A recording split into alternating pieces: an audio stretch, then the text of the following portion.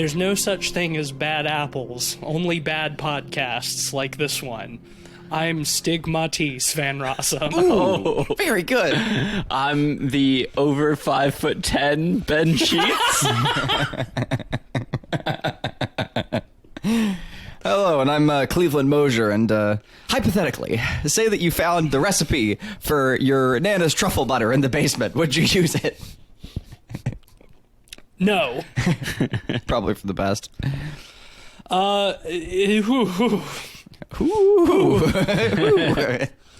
We just watched a movie. We did. It was a film. It was a film. It's a brand new film, but it's one that, might have slid under most people's radar, probably for the best. Yeah, probably. We just watched a brand new movie called Shut In, and Shut In was directed by DJ Caruso, who people who were alive in the mid to late 2000s might remember directing such movies as I Am Number 4 and Eagle Eye. He did a lot of mid-tier schlock. I think he did Disturbia, too. Yeah, that sounds right. He did a couple of Shia LaBeouf things. God, I Am Number 4 is still such a bad title, isn't it? I remember thinking that when it came out, and I'm still thinking that. That was based on like a young adult series, right? Like there were books, I think. I remember seeing classmates reading them in middle school. Anywho, Shut In is a movie that is produced by Daily Wire. Yep. Hypothetically. AKA Ben Shapiro's production network. I don't want to call it news because it's not. Fucking little Ben Shapiro. Little Ben's slop emporium. Yes. Now, I think that we would have safely... Just calling it a slop emporium like that. Just casually throwing out a slop emporium. Is he wrong? Yeah, I mean, I'm not disagreeing. I'm just remarking, like, goddamn.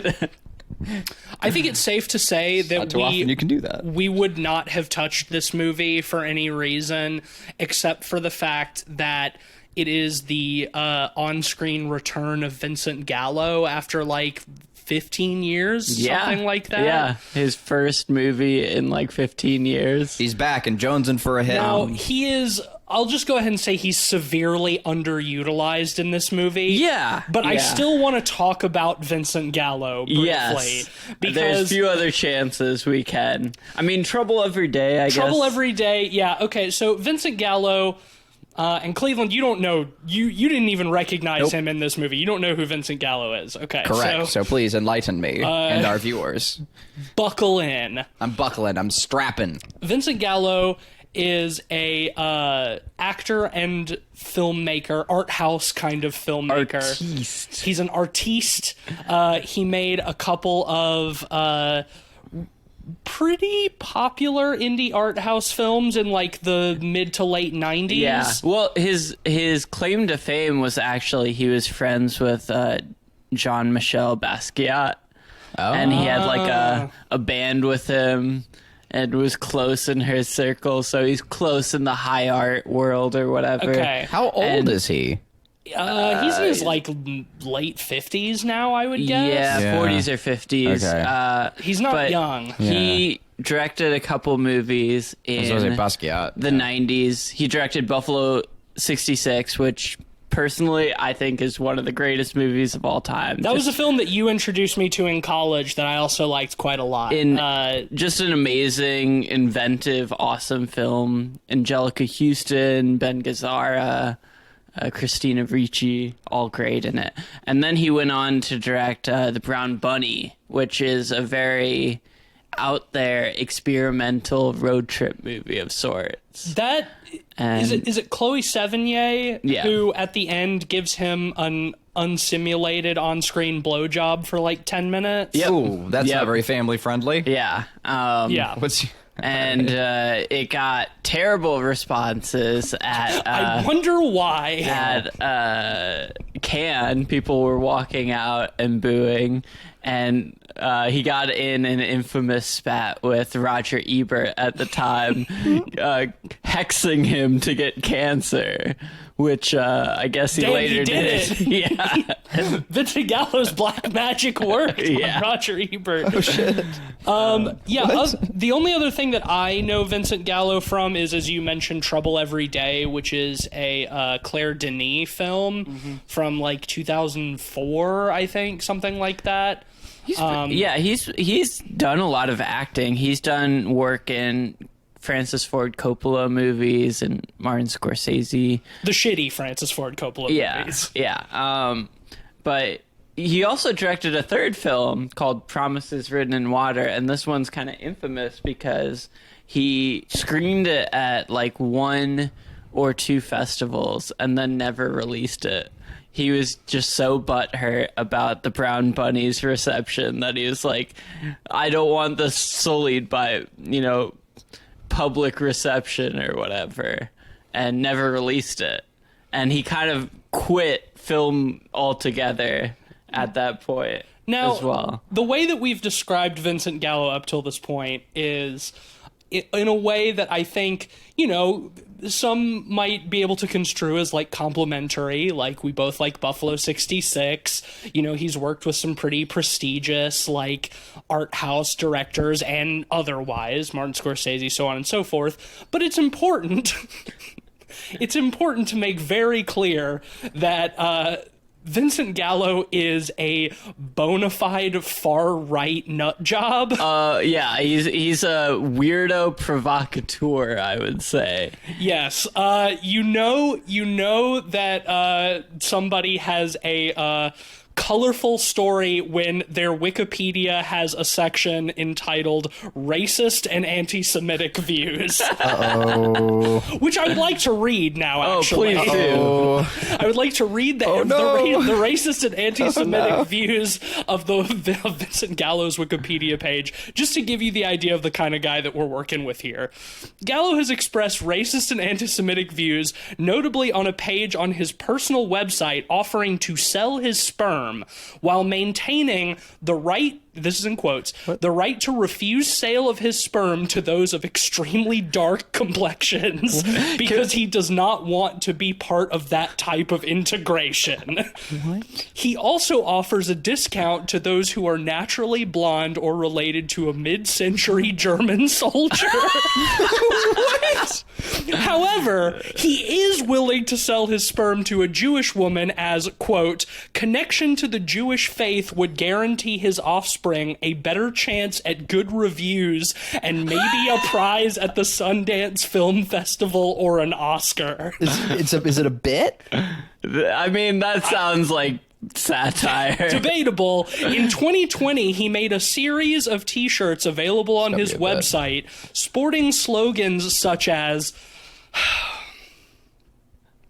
whites freed the blacks, fuck Black Lives Matter, and tell your thug single-parent children to stop resisting arrest. Yeah, that's Yikes. not defensible. No, yeah, you can't defend that. Good. Yeah, Like, you could the last argue bit, like that, putting a bit on your website, Yeah. like I'm picturing like being like an angel fire. Like, okay, maybe I could see that as satire. Like, still like in poor taste, but like satire, nonetheless. Well, and like, yeah. but that is crossing the line. It's pretty hard to So see what you're not like Vincent that. Gallo is, Ooh, boy. I think describing him as a provocateur is putting it lightly. Yes. Yeah. I think crank is more. But he does bring a certain energy to his performances that makes him an interesting actor. Sure. But I wanted to read that and explain Vincent Gallo so it makes sense why he's in a Daily Wire movie. Yeah. Well, yeah, he's been very outspoken, especially lately, about Trump and all of that. He's become a full-on crank. You should read more on his website, though, because there's a section where he is selling different things, and one of the things is personal services, a night with Vincent Gallo, and it is... How much? I'm gonna pull it up. I'm gonna pull it up. Ridiculous. How much? Okay. So this is going to be a bit of a tangent because this is somewhat lengthy. But yeah, on his website, he has a section for merchandise. And, that's split into books, posters, magazines, jewelry, DVD stills, artworks.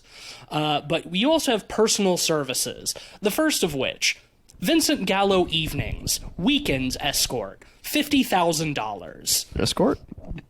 Escort. Wish, dream, or fantasy with Vincent Gallo. Oh. Ladies only. And here we go. Have you ever watched a movie and fallen in love with one of the actors? The way they looked or a character they played? Afterwards, you thought of them over and over, daydreaming, imagining things, sexy things. When I was very young, I was madly in love with Tuesday Weld and Charlotte Rampling. On my 14th birthday, I went to see the film Rolling Thunder, and I had my biggest crush of all on the actress Linda Haynes. I wished and wished and wished every day that I could meet all these girls. I thought of a lot of sexy things with Susan Blakely after meeting her in Lords of Flatbush. What the fuck? In my mind, I could do with her anything I wanted to. So believe me, I know and understand what it's like to wish and dream about spending time with a movie star, doing things that couples do. Couples in love. At least couples where the guy is hot and knows how to handle a chick. I, Vincent Gallo, star of such classics as Buffalo 66 and The Brown Bunny, have decided to make myself available to all women. All women who can afford me, that is. For the modest fee of $50,000 plus expenses, I can fulfill the wish, dream, or fantasy of any naturally born female. The fee covers one evening with Vincent Gallo. For those who wish to enjoy my company for a weekend, the fee is increased to a mere $100,000. Heavyset, older, redheads, and even black chicks can have me if they can pay the bill. My God. No real female will be refused. However, I highly frown upon any male having even the slightest momentary thought or wish that he could ever become my client. No way, Jose. However, female couples of the lesbian persuasion can enjoy a Vincent Gallo evening together for $100,000. $200,000 buys the lesbos a weekend that will have them second guessing. I am willing to travel worldwide to accommodate clients. However, travel days are billed at $50,000 per, plus all premium flight fees. Scanning for STDs is required, as is bathing and grooming prior to our encounter. Detailed photos of potential clients also required prior. An extra fee for security to protect me is charged on top of the fantasy fee. Security fees will vary depending on the details of an encounter and how much security I will need. Potential clients are advised to screen the controversial scene from The Brown Bunny to be sure for themselves that they can fully accommodate all of me. Clients who have doubt may want to test themselves with an unusually thick and large prosthetic prior to meeting me. You may be surprised just how much you can handle and how good it feels. This service is available, but is only payable by cash, checks, and or bank wire. No credit card payments accepted for this item. This is also the same page where he's selling his sperm for $1 million, but that's another whole, 3-paragraph deal. I think we get... I think we get the picture. I think our listeners get the picture. Incredible, though. Thank you for taking me on that wonderful ride. Isn't that just the neckbeardiest thing you've ever fucking seen in your life, heard in your life, whatever? Fucking, I'm so fucking taken aback by that. It's wild, but it is like the kind of shit you'd read on Neckbeard RPG, or some other Reddit thread about the shut-in people ever. Hey, that's funny, because this movie's called Shut In. Yeah, as a segue. And now you can see why Ben and I were like, okay, Vincent's back. we got to see what this is about. And you know what? I feel fucking cheated, because this movie lured us into its bullshit with the promise that we might get an insane late period Vincent Gallo performance. I will say we got hints of it. But not nearly enough. Just hints. Instead, it was really self-indulgent. Well, we okay, did. that's an understatement for Vincent Gallo. I mean, Vincent Gallo. Vincent but like Gallo not is knowing the guy, self-indulgent. like that was in my mind like well before like I learned all of that wild shit. Wow, but If there's holy one fuck. word I could use to describe Vincent Gallo, it'd be self-indulgent. yeah, like holy shit. Well, I will admit I did a little homework before this movie. This movie piqued my curiosity because Dallas Sonnier produced it, and for a while Dallas Sonnier was putting out some pretty good movies. He produced Bone Tomahawk and Brawl in Cell Block 99 and the Zayler movies. As Craig Zayler, who is also a notable right-wing art house filmmaker. Yeah, he's also a crank, but he actually makes good movies. He does, I will say he does make some pretty. I don't love Bone Tomahawk, but Dragged Across Concrete is pretty. Yeah, Dragged Across Concrete was a great movie, and somewhat recently he was tangentially Me Too'd. I guess there were people working under him that.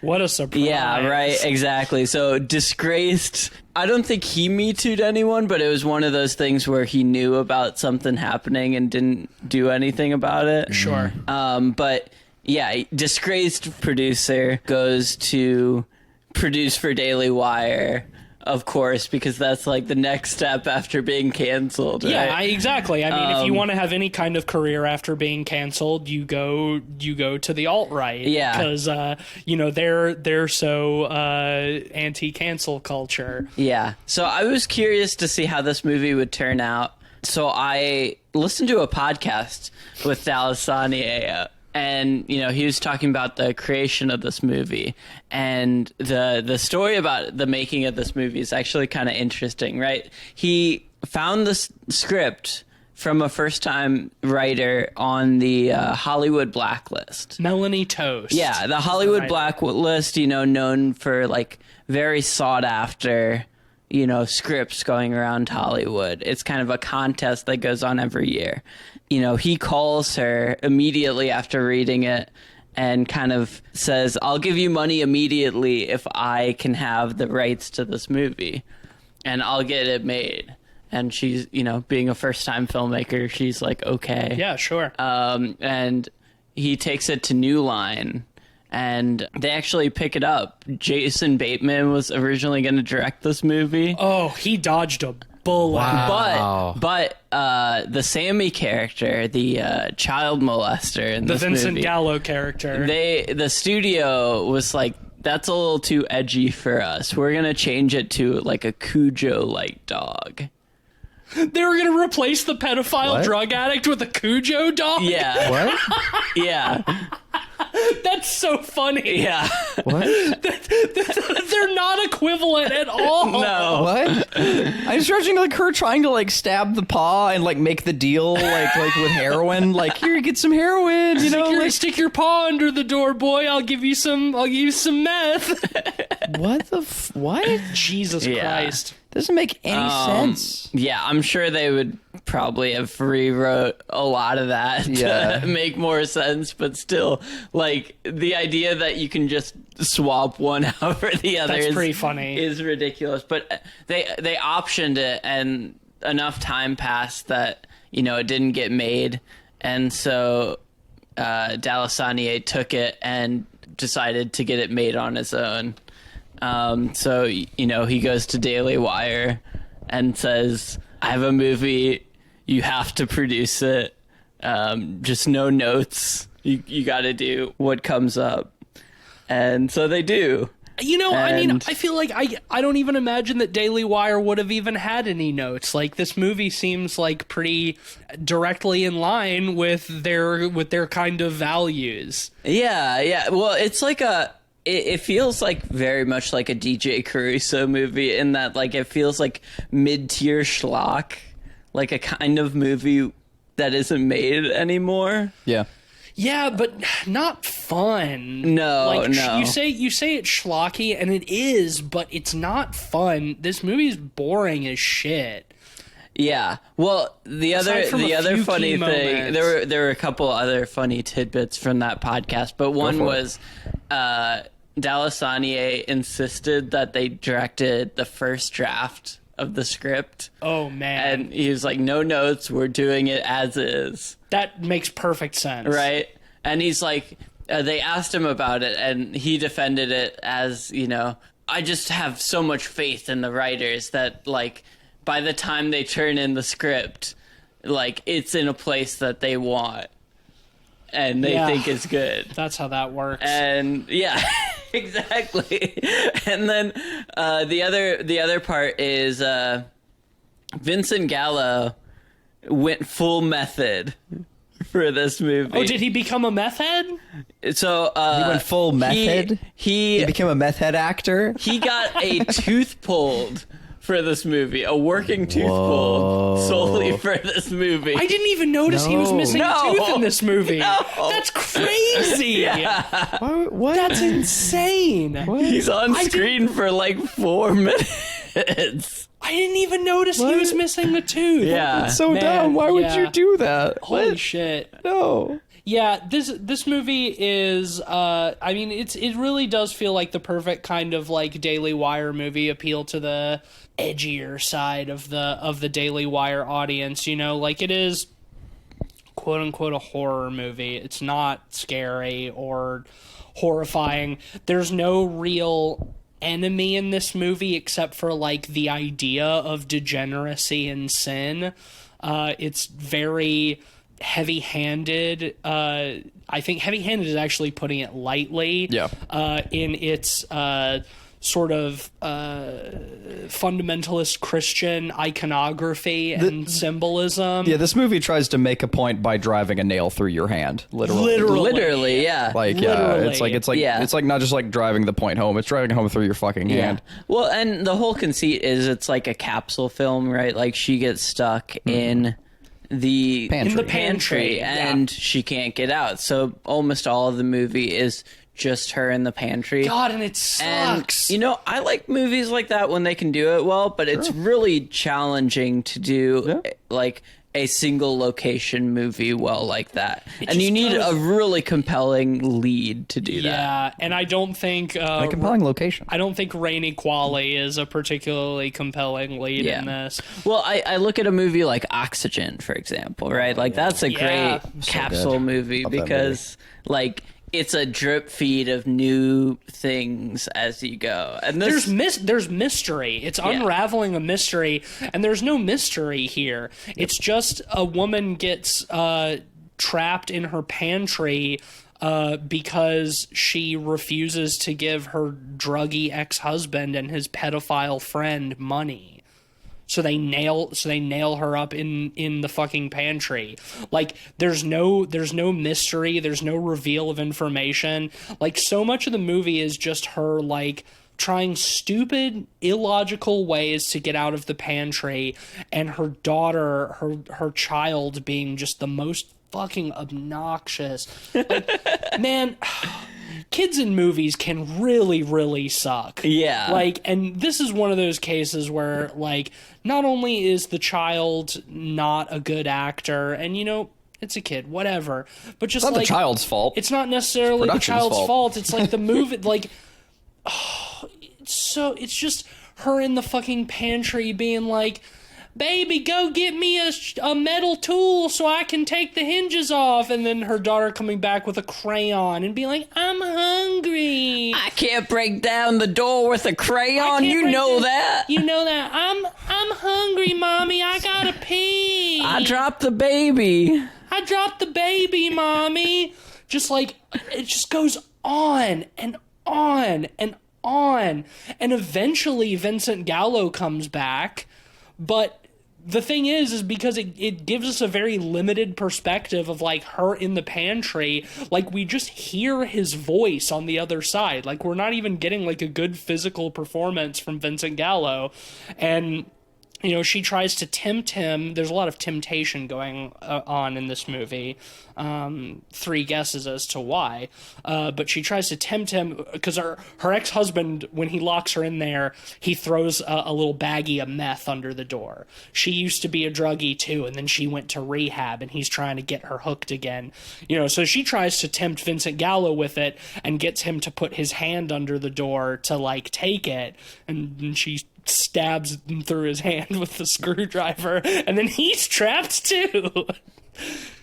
Like, that's kind of fun, I guess. She sets his hand on fire at one point. That bit was dope. That was pretty fun. Yeah, That's dope. yeah. I wasn't expecting it. Here's what I'm gonna say. Sitting down to watch this movie, my expectations were nil.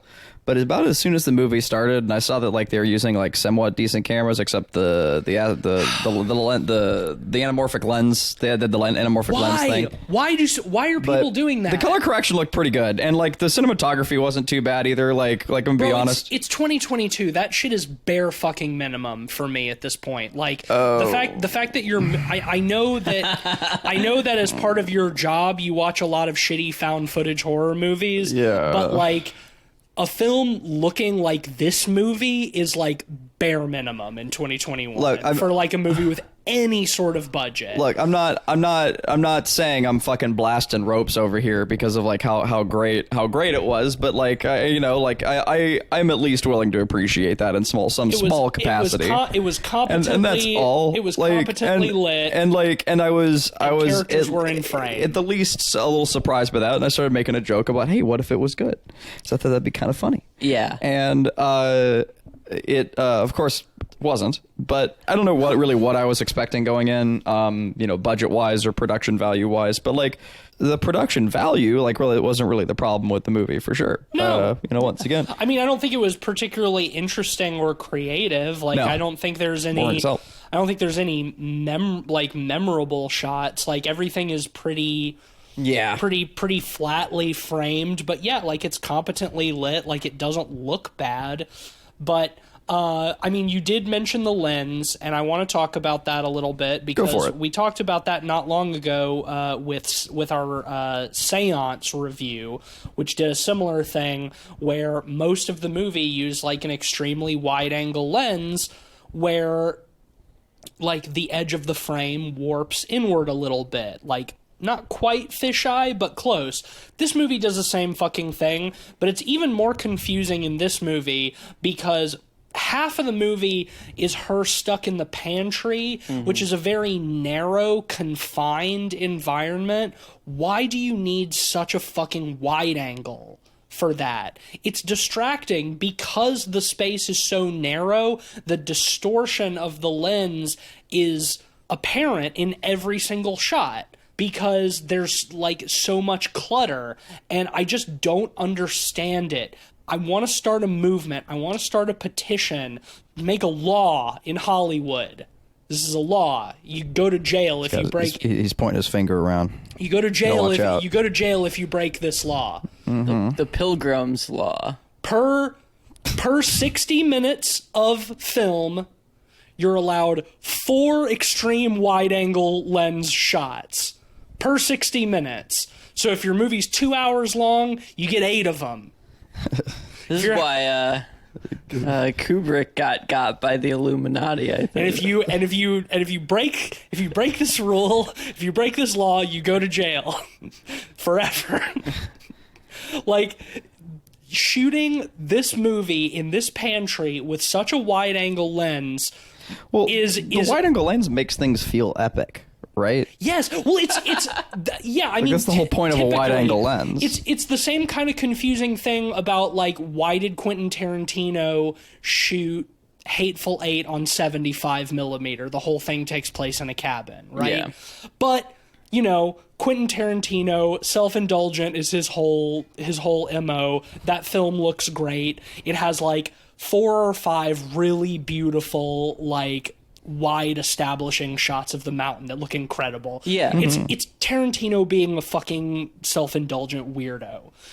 Daily Wire and DJ Caruso have not earned that kind of goodwill. Well, I think for me, more than that, it just has to be motivated, right? Like, look at The Shining. Like, The Shining uses a shit ton of wide angles, but that's to emphasize the isolation of the emptiness of the surroundings around. It's an epic framing. It makes where you have the opposite in this, where you're in a tight space, and you're not trying to emphasize the emptiness around them. You may be trying to emphasize isolation, but you're not really achieving that with a wide-angle lens. But there has to be some kind of stylistic purpose for it. It would be one thing if the wide-angle stuff only started once she got in the pantry, so it's supposed to be like kind of warped and claustrophobic and weird and whatever, but it's the same thing as Seance. It's like the whole fucking movie. It's not a stylistic choice, it just is. It's like they showed up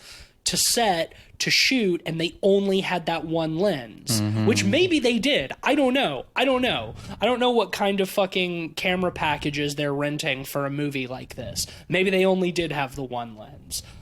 It doesn't look good. It's fucking distracting. I wish they would stop doing it. Again, it's not quite as bad as Pilgrim. No, Pilgrim was filmed on an alternating like regular camera and a fisheye. Pilgrim that was filmed on a worst. camera that you would use for shooting a skateboard video in 2002. Yeah. This wasn't quite there, but still, like, other than that, you know, a perfectly competently shot film, if boring in terms of its like set design and costume, and it's just like there's nothing fun to look at in this movie. What's curious to me is like I went into this kind of expecting an incompetent film, considering like it is Daily Wire. Yeah, exactly. You know, so to see like schlock but kind of playing it safe surprised me. The fact that from a technical standpoint this movie was perfectly competent kind of makes it worse, in my opinion, because it makes it less fun. Yeah. I was also expecting something incompetent, something that I would really be able to like laugh at a lot, at just like how fucking stupid it is.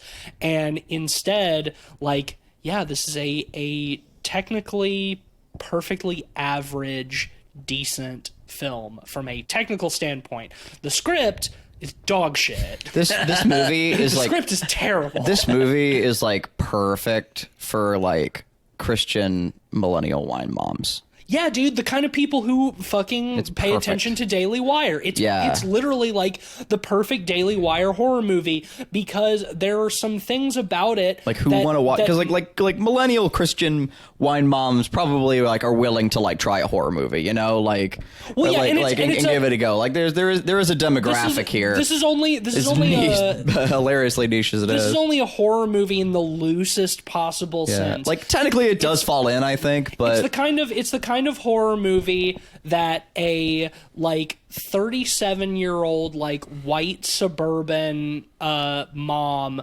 would put on at like 1 p.m. while she's waiting for the kids to get home from school, you know, and be a little scared by it. But she's only really scared by it because of the ideas of, ooh, drugs, and ooh, pedophiles. Ooh, well, what if my children are in danger, it's right? Like, yeah. It's like, ooh, what if a pedophile drug addict comes into my house? What am I gonna? And ooh, he locked me in the pantry. Yeah. You know, like it's all of the like the thing that really would have like I think like brought it home for like the perfect zeitgeist representation of like the fears of like the Christian like wine mom is like if like Vincent Gallo's character was black.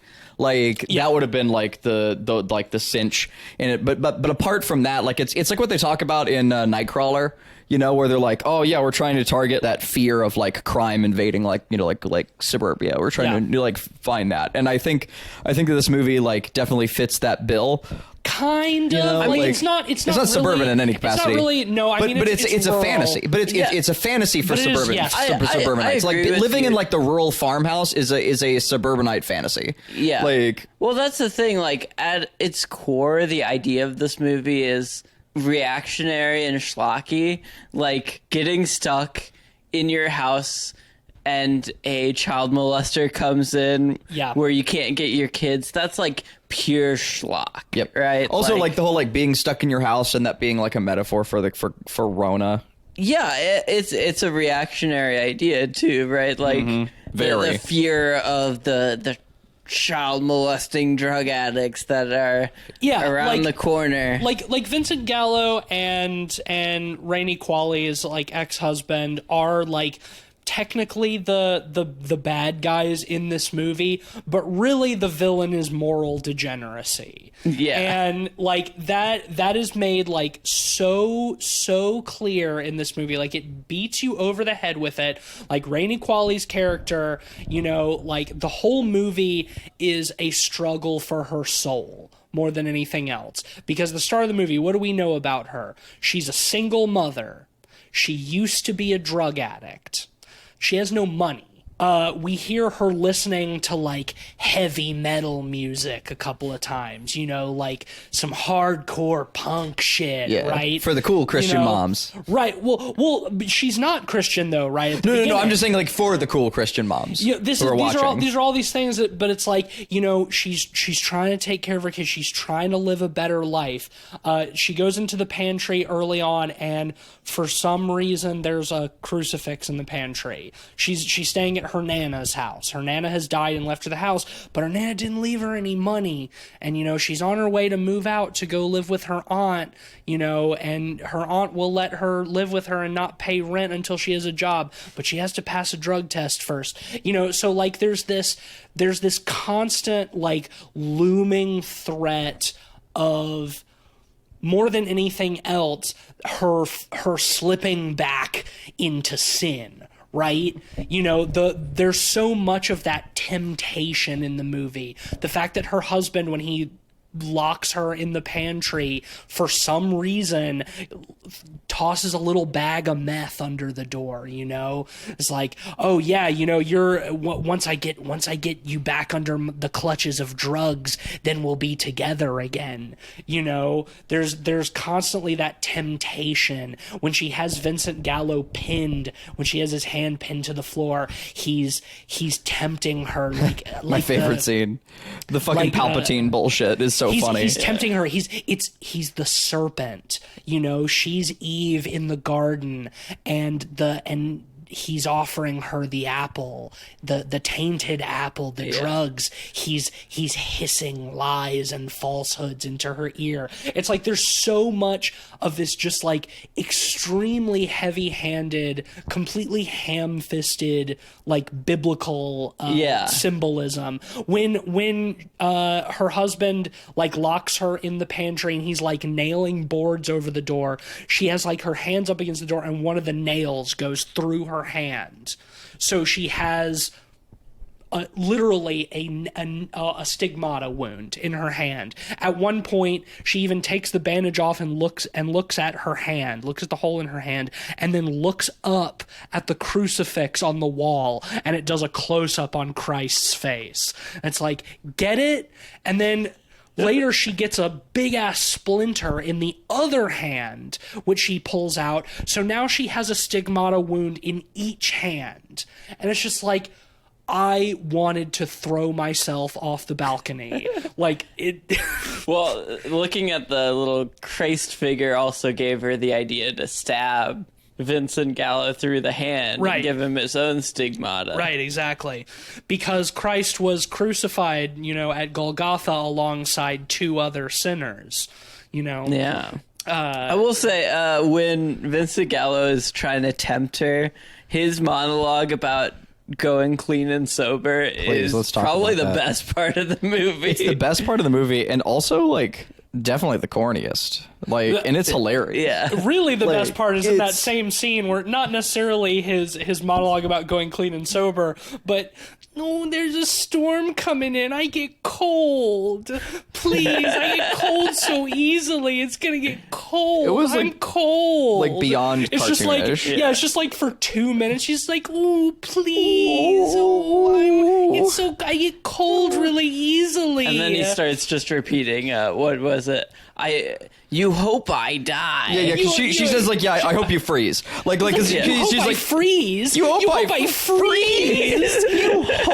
You hope Is I that freeze? what rehab taught you? It taught you hope? You hope I freeze? Like, and he keeps going and going. Like, the scene, like, all right, is this going to end? Is he done? Like, no, he's still, you hope. It's the you best. Hope. I'm like, yeah, we heard you, dog. It's the best part of the movie, though. It is. Really It's the funniest shit. Honestly, But you know, it's like, it's funny because like, it's trying to, like, like reinforce. It is trying to like use repetition to be scary and to be like unsettling, but instead like it comes across as like how the repetition in Greasy Strangler like becomes unfunny and then funny again. Like, well, here's the thing. Here's the thing about that scene. I think there's probably a 70, maybe 75% chance that all of that was improvised. Oh, no, definitely. They let him like just go to town. Yeah. It feels like they kind of just let Vincent Gallo go. And they like, kept too much of it in. Based off of his reputation, like who he is.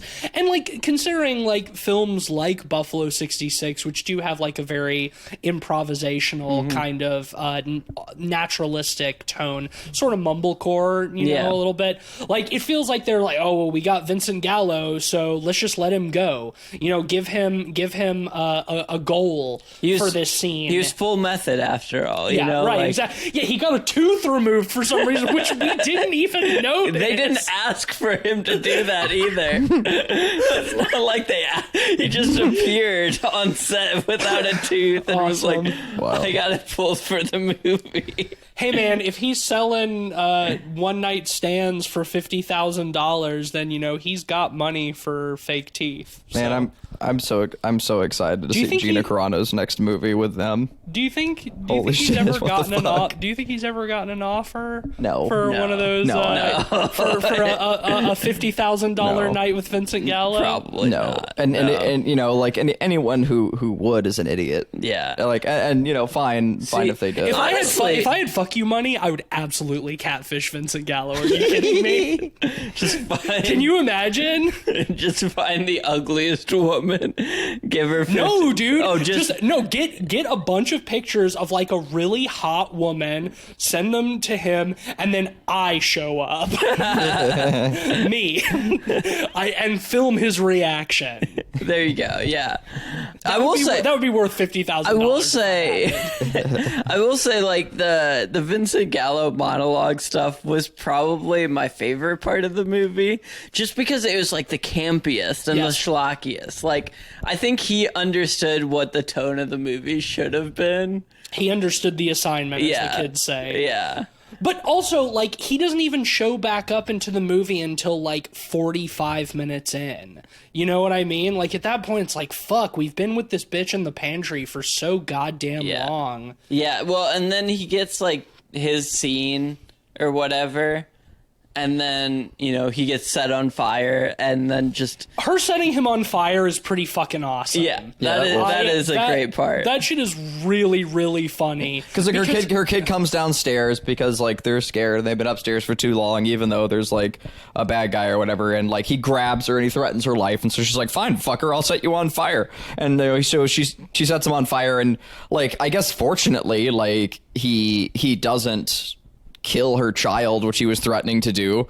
Because he still could have. Like, as he's she on fire. slowly pours alcohol on his hand. yeah, like at any moment, yeah, like he could have killed her kid there. Like, Well, it was she really, almost, more so than that, is she almost burns the house down. Not Yeah. like, Yeah. I'd be willing to believe that, like, as soon as he felt his arm on fire, that he would let the kid go. Like, what I was wouldn't surprised be by worried is, about like- that. But then, like, the whole pantry catches on fire. I mean, she puts it out with a sheet, but like, Well, here's the thing: her car is pretty well packed already, right?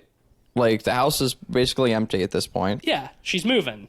Wait for the fire to damage the door enough, kick it down because now it's been fired up, and get the fuck out of there. Well, that's the thing. Even with the small amount of fire damage that door got, I bet the structural integrity would be kind of shot to the point where you could probably bust through it. If we're gonna get into analyzing stuff, let's go ahead and just let's move on to the next segment at this point, which is just how many dumb fucking decisions this character makes throughout the course of this movie.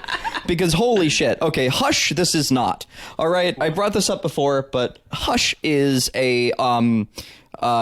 is probably one of my all-time favorite like cat and mouse films for having a really smart fucking protagonist. Probably Mike Flanagan's best film. I agree. Yeah. And it's Mike Flanagan's finest. I adore just how intelligent the protagonist is in that film. You know, despite like being deaf, she makes every good choice that she can along the way. You know, she doesn't let that stop her. And the film doesn't let that stop her from being really resourceful and getting the leg up on her killer. killer, or her attempted killer. And anyway, that's not this fucking film. And I think it's important to preface with that and just not be like if you're gonna like call out the bad, you need to like reference the good. You know, my opinion. Again, like you need to like hold stand. If you're gonna hold standards, you should show what the standards are. And Hush is a great one. Like, go watch Hush instead of this movie. But again, in this movie, there's no antagonist for her to even play cat and mouse against. Vincent Gallo shows up and he's like, "I'm gonna molest your kids," and she's like, "You want some meth?" He's like, "Yes," and then she stabs a screwdriver through his hand and pins him to the floor, and then he's incapacitated for like the next 30 minutes. Like, there's no cat and mouse. Like, the struggle is, again, it's her trying to get out of the pantry in the dumbest ways possible and also not take the drugs that have been left in there. So let's talk about those dumbest ways possible. Let's like get a little bit like let's talk about first like how she gets the screwdriver through his hand. Is she does the usual like temptation thing, like you'd mentioned earlier, where she's like, "Oh, I'm too weak. Put your hand further in," and it's like it is just abundantly obvious what she's doing, and he has the power in that scenario. He could just be like, "No, drop it on the floor, or throw it to me." But the point is that he's a. What the movie's the screwdriver needs to go into his hand. He's a drug addict. He can't. The temptation. He surrenders to the temptation because he's a sinner. He can't, think rationally. He can't say no. He wants those drugs too badly. When it's like, I don't think it's stated explicitly, but it is implied that he's like her husband's drug dealer. So like, couldn't he just go get other drugs? Like, he's there for the express purpose of like diddling her kids. Yeah. So, as payment? Because her husband owes him money. So he came to collect, and what he's collecting is diddling their children.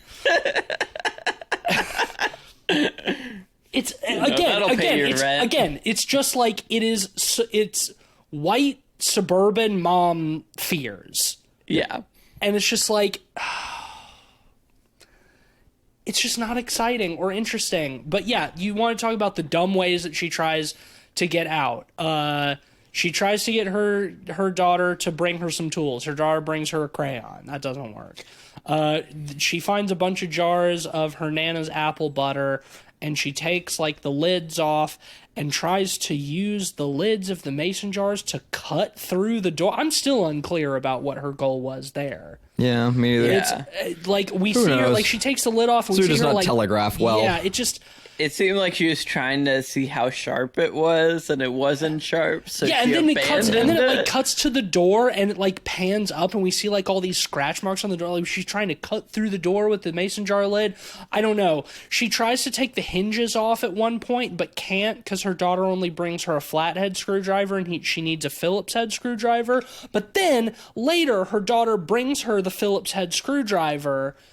And instead of then taking the hinges off the door like she was going to initially, she uses the screwdriver and a brick to try to break through the floor so she can crawl out under the house. But because she's a woman, she's too weak. That's the implication. Well, she gets interrupted by Vincent Gallo and then has to use the screwdriver on his hand. She pins. So then the screwdriver's out of commission, and she ends up getting out by, instead of trying to go down, she goes up. She must ascend. She must ascend. Her salvation is above rather than below. She left the bat. There was a leaky toilet upstairs or something. Yeah. So like the water like made the ceiling soft. So she's able to like dig through that. That's when she gets the splinter in her other hand that gives her second stigmata. I do want to mention, because before she escapes there, we have her finding the money in the Bible, which I want to talk about because this is when the movie makes its agenda crystal clear, when it shouts it in your face. It has been beating you over the head with it for up till this point, but this is when it's like, this is what the movie's about. In the pantry, there's the crucifix and her Nana's old Bible for some reason. Why is this in the pantry? I don't know. I don't know. She notices that there's like something sticking out from the pages of the Bible. So she opens it up and she finds, what's this? $100 bill. And she starts flipping through the Bible and she sees a lot of other $100 bills that are all taped over specific passages from the Bible. And she finds a note in the front of the Bible from her Nana that says, for Jessica. So it's like, oh, she thought her Nana didn't leave her any money, but she did.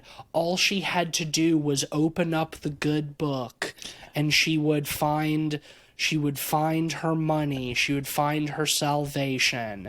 And the most heavy-handed part of it is she's about to fall into temptation right before she notices. Well, yeah, because like the meth has yeah. been sitting on top of the Bible the whole time, so there's that whole like, which choice will I make? She's even cut lines, and she's rolled up a torn strip of magazine. She's about to snort the meth, and it's when she puts her head down that she comes sort of level with the Bible. You said the funniest thing at that point. You're like, oh shit, yeah, Bible pages will be way better for snorting meth.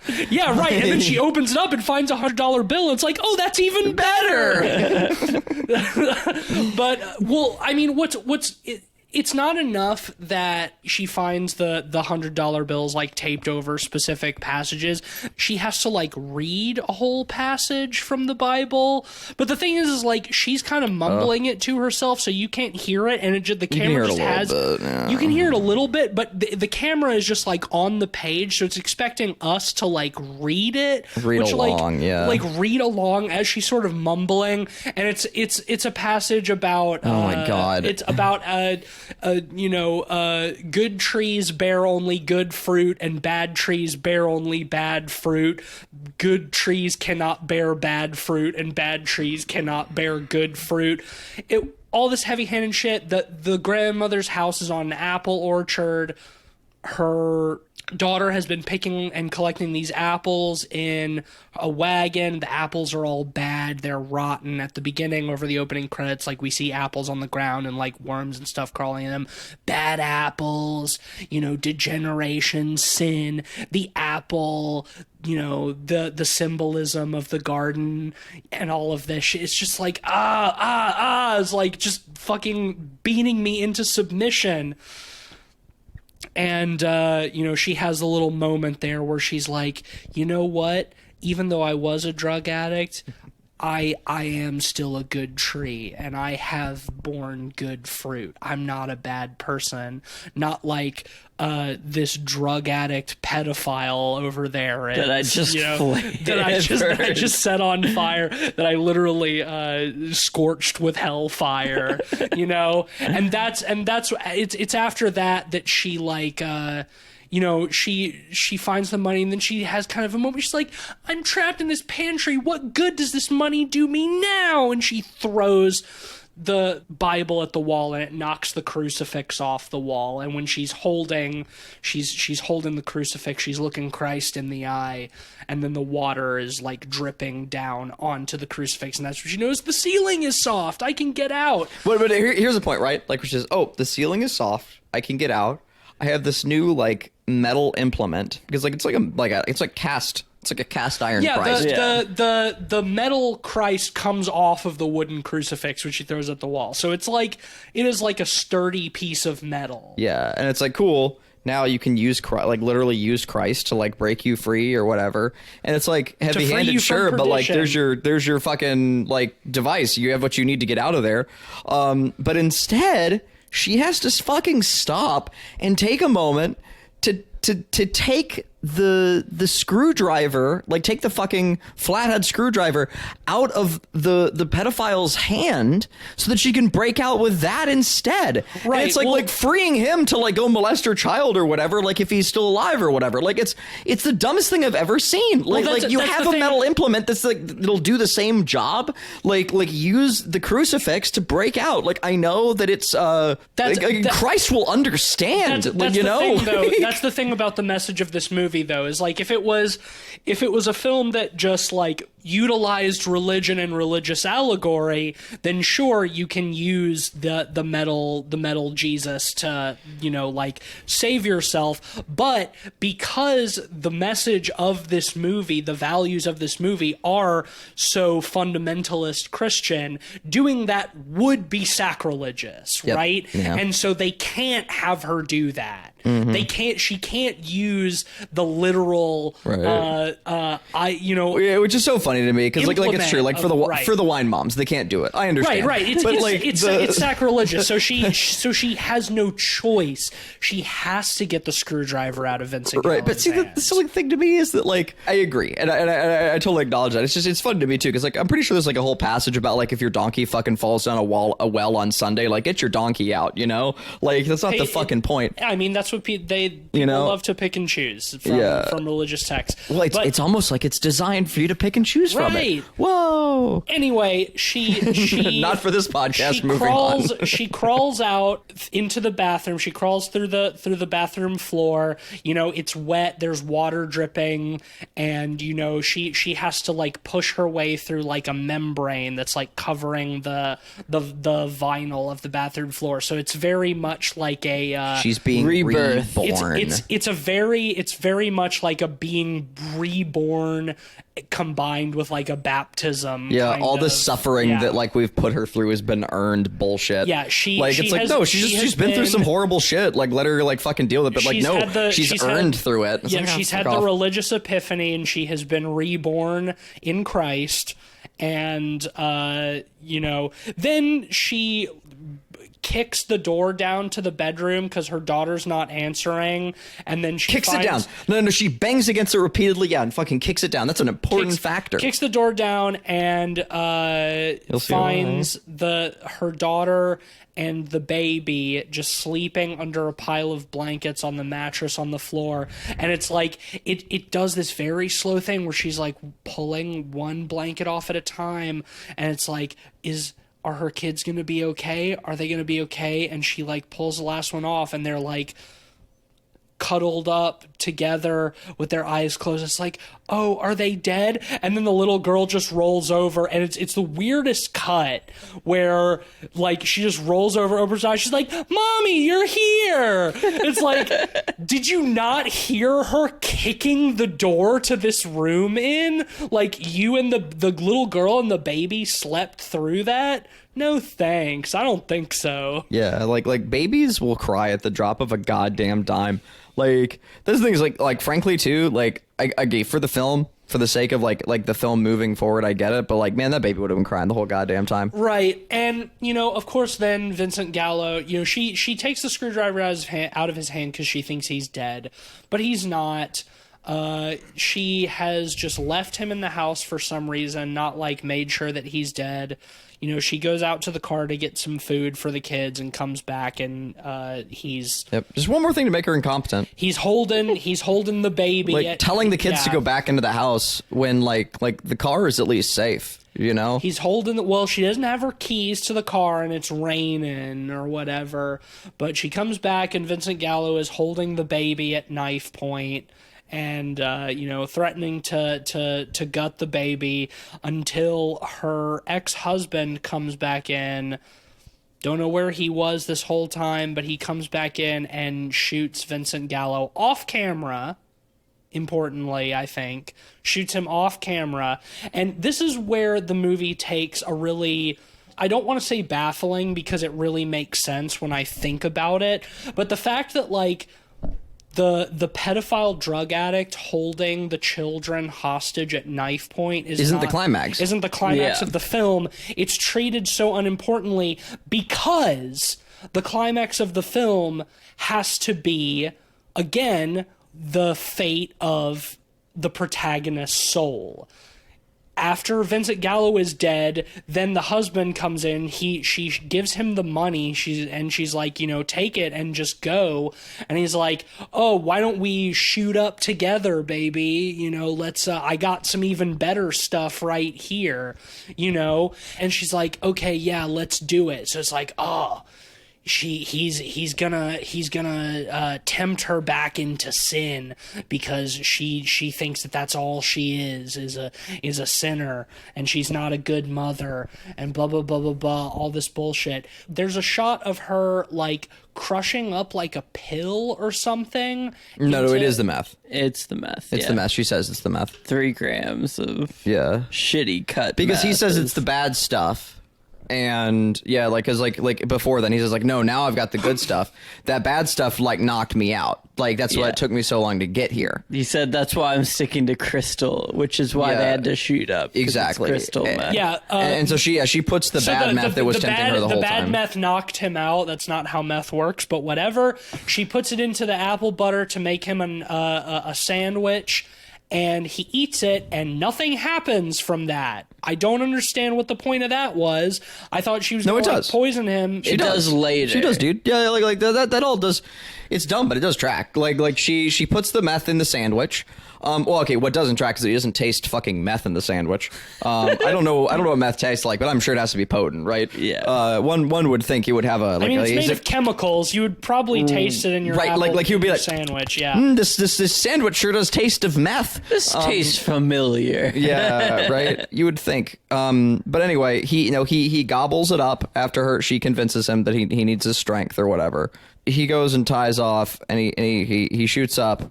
And then he tries to get her to do it at gunpoint because she won't. Yeah, she refuses because she's trying to wait him out. She's trying to wait for him to like fucking OD or whatever, and he just won't. And so then a fight ensues. Because again, it's meth and not heroin. Yeah, it's a stimulant, not an opiate. Right. So it's going to make him a super soldier, and so he attacks her. It's going to make him tweak. And again, I don't understand why he holds her at gunpoint to try to get her to shoot up. I don't understand what that's about. It's the only way his life can carry on is if she does meth, and he can see his kids or whatever. I don't know.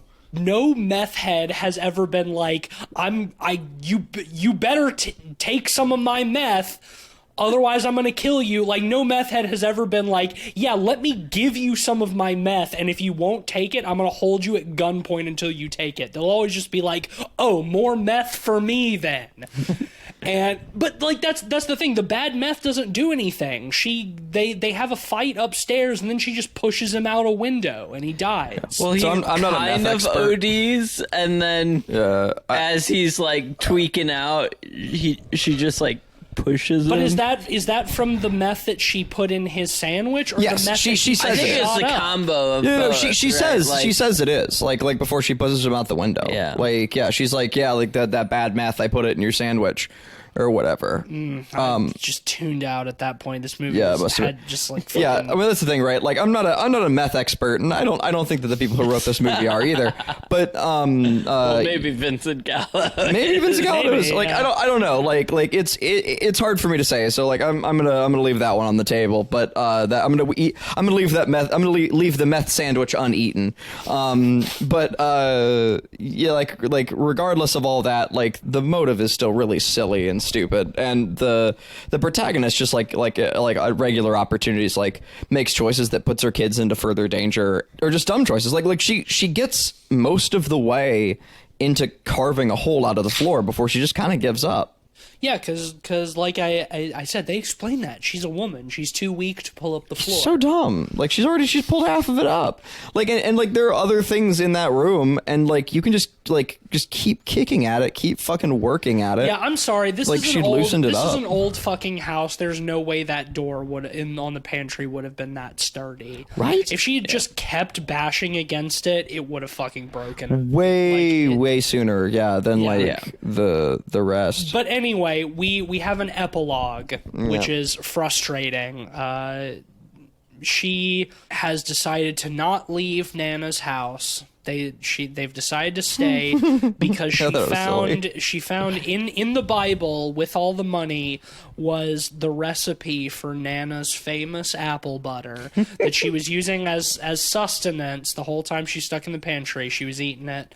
And it kept her alive. This apple butter is so fucking good that by her just making batches of it in her home and selling it to local businesses gives her all of the money that she needs to survive. So, you know, the epilogue is her and the daughter and the baby in the kitchen as she's making the apple butter, and she's cutting up apples, and she's like, this apple has a brown spot, but we don't want to throw it out. We just want to cut off the bad spot and use the rest, right? And then the last shot of the film is it zooms in on the recipe card that she has pinned next to the pantry door down to the bottom where, like, her Nana has written a note that, like, it says something like, don't throw out an apple that has a brown spot unless the whole apple is bad. If you cut the bad spot off, the rest of the apple is still good. Not many people know this secret, but those apples make the best apple butter. And then it cuts to credits. Yeah, not many people know the secret that, like, not all the apple is bad.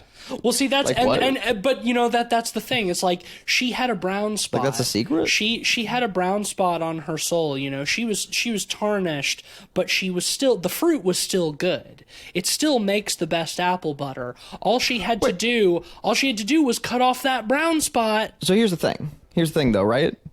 Isn't that also saying that Bible verse is wrong? No, it's saying that she thought she misinterpreted it because she thought the fruit is still good. The fruit is still good just because it has. Because the thing is, the good fruit comes from the good tree. Just because it has a brown spot doesn't mean the fruit itself is bad. You cut off it doesn't mean it's come from a bad tree. And that's the secret. And that's the secret. Not many people know this secret. Not many people know. If you cut the brown spot off of an apple, the rest of it is still good. Not many people know this. Few are talking about this. Damn. Well, we're going to spread the word. We're spreading it. We're spreading the good word. And then the movie ends, and we got to see Ben Shapiro's name in the credits. You know, I was really surprised by their choice of apple butter jeans for the credits sequence. Damn it! I was really surprised by that. Damn it! Apple butter jeans and the boots with the fur, Well, once again, everybody you've chosen in the pantry looking at her. Once again, you've chosen the outro music for this episode. Very good. I don't have anything else for this one. Are you guys ready to rate? Yeah, we might as well at this point. Do you want to start, Ben? Sure. Yeah, this movie, you know, was competently enough made. It was safe and boring and very heavy-handed. The worst thing is they underused Vincent Gallo, who was probably the funniest part of this movie. It's not terrible. I was expecting worse. It's very heavy-handed again, but it's not as bad as I was expecting. I'm gonna give it a 1.5, I think. Cleveland? Yeah, like a 1.5 or a 2, you know. Which one? You know, she sets a guy's hand on fire. I'll give it a 2. I don't give a shit.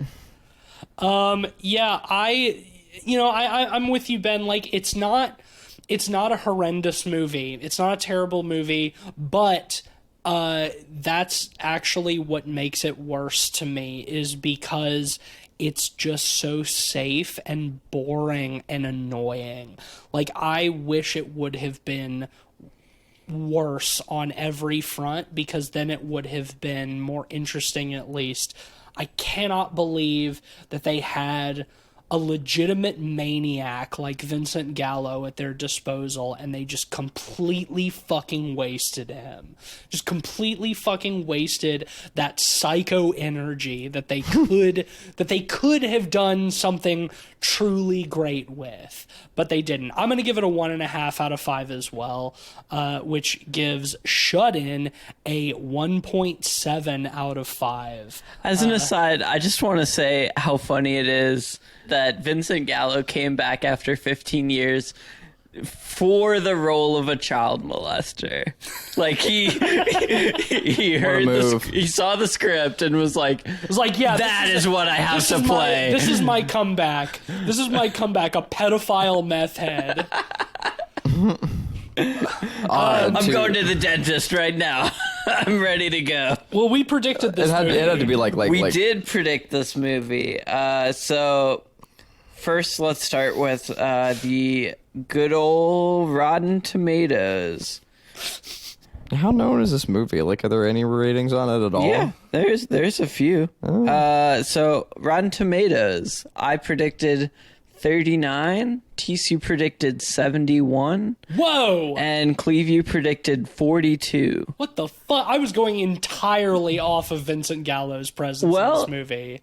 It currently has a 63. Those wine moms are coming out. The wine moms are coming out of the woodworks. Yeah, you know what? Like, this is the only people who have seen this movie are this movie's target demographic and us. Well, yeah, and I gotta say, like, I think this movie does an effective job of appealing to that target demographic. Wait, what was Cleveland? Am I closer than Cleve? Yeah, you are closer. Cleve's was 42. Okay, I'm not proud of that. Yeah, well, on on top of that, I don't think it has a ton of reviews. Let me double check to see how many. I think it has love to hear 8 some good reviews. Okay, So- find me a good one. I want to hear it. What you got? Well, I'm just going to read the pull quotes. Gallo's authentically raw performance also has an unintended consequence. It makes the rest of the film look even more crude and amateurish by comparison. Shut-In doesn't redefine the genre by any means, but it's a polished exercise in confined terror with a very nasty bite to it. No. No.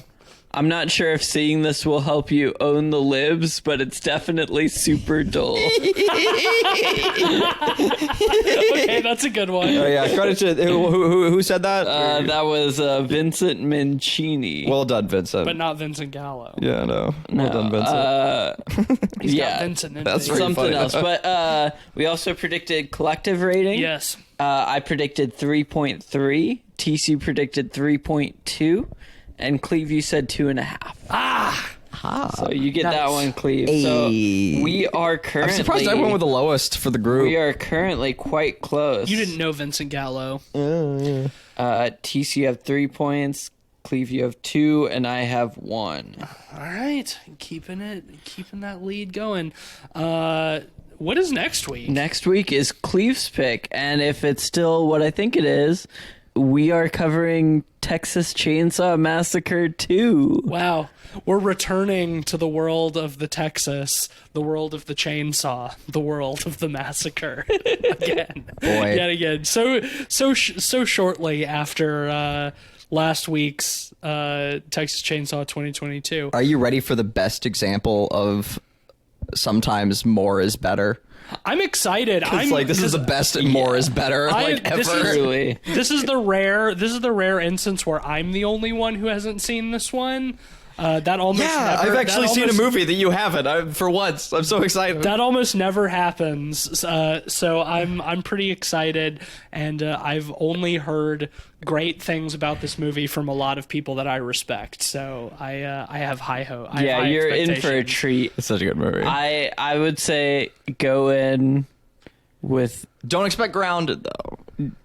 Go in with no expectations. Yeah. You know, just go in for the ride and don't expect anything from it. Like I have, you'll be rewarded. I have, Yeah. I have a very loose understanding of parts of the premise. Like I'm already not completely blind in There's this no idea. movie, but There's no idea. I don't know a lot of details, so I'm excited. So next week is Texas Chainsaw Massacre 2. Yeah. It might be one of my new favorite horror films, if I'm being honest. Like, I'm hyped. Yeah. All right, let's see here. What's the sponsor? The sponsor this week is brought to you by Tulpa 2? Why have you done this? Didn't I pull Tulpa last week? No. It was like 2 weeks ago. You pulled Tulpa a few weeks ago. Yeah, But it's 2022. Why has the sponsor shelf given me Tulpa the sequel? Fuck. All right, I get it, and I hate it. Why have you done this again? Why, oh sponsor shelf, has thou forsaken me? God damn it. Yeah, this week is brought to us by Tulpas. This is plural. Tulpa 2. Tulpa 2. Coming to theaters near you if you believe in them. But only if you believe in them will they exist. And then you can see the sequel of the first movie that also doesn't exist because it's a tulpa. Tulpas, everybody. The sequel to Tulpa. Tulpa 2. Yep. Well, that'll do it for us this week. It's awful. If you want, you could support the podcast on Patreon at patreon.com. When are you going to write some of these, Ben? Fucking help. Help me. That's not how it works. When do you... Yeah, it's a sponsor shelf. Ben Teese has been giving his blood to the sponsor shelf to make these sponsors for us. You need to give some blood. The sponsor shelf lives in my house. Help. So I'm the one who worships most frequently at the sponsor shelf. Yeah, I think all I can produce is more tulpas, unfortunately. No! All right, well, yeah, patreon.com/podpeoplepod if you want to give us money. If not, leave us a 5-star rating on Apple Podcasts. That is cool, too. We would love and appreciate that. Follow us on Twitter at podpeoplepod and at letterboxd.com/podpeoplepod, where you'll find a list of all the films we've talked about on the show with our average ratings and links to those reviews. I'm on Twitter at somespookysnake. Come to me for bad tweets. I'm on Twitter at Mr. Sheets. And I'm occasionally, a little rarely these days, tweeting for Light Arc Studios. We put out progress on It Stares Back, mostly focusing on working on It Stares Back. You can also find my work on dreadxp.com. If you go there, you can see all sorts of cool games that the studio's working on that I'm getting to work on in some capacity here and there. And it's a real treat. More recently, you can go check out the My Friendly Neighborhood demo that's up. It'll still be up as of recording. We're keeping it up, which is cool. So you should go check that out. It's really fun. It's free and it's a real hoot. You get to be attacked by scary puppets that they just want to hug. And that's it from me. Did we shout out Patreon patrons? Oh, yes, Patreon, Most our honorary important. pod boys. I think I forgot last week, too. Sam Simon, Sarah Morris, thank you. I know y'all listen. I'm sorry that I forgot you. Did you? I thought you got him. Not this time. Maybe last week. I don't remember. I think I forgot again as well. So, yeah, honorary pod boys, Sam Simon, Sarah Morris. The show would not be possible without y'all. We love and appreciate you. Honestly. And we love and appreciate you, the appreciation. listener. Thank you. And just, until next time, keep us in your hearts, your brothers in Christ. Let it rain. Let me talk to you. Come on. Started having April 17 boots with the fur. The whole club was looking at her. She hit the floor. Next thing you know, shawty got low. Them baggy sweatpants and the Reeboks with the strands. Turned around and gave that big booty a smash. She hit the floor. Next thing you know, shawty got low. Hey, I ain't never seen nothing that'll make me go this crazy all night spinning my dough. Had $1 million vibe in the body to go. Them birthday cakes, they stole the show. So sexual, she was flexible, professional, drinking Xano. Hold up, wait a minute, do I see what I think I will? Did a thing I seen, sure they get low. Ain't the same when it's up that close. Make it rain, I'm making it snow. Work the pole, I got the bang bro. I'ma say that I prefer them no clothes. I'm into that, I love women exposed. She threw it back at me, I gave her more. Cash ain't a problem, I know where it goes. She had them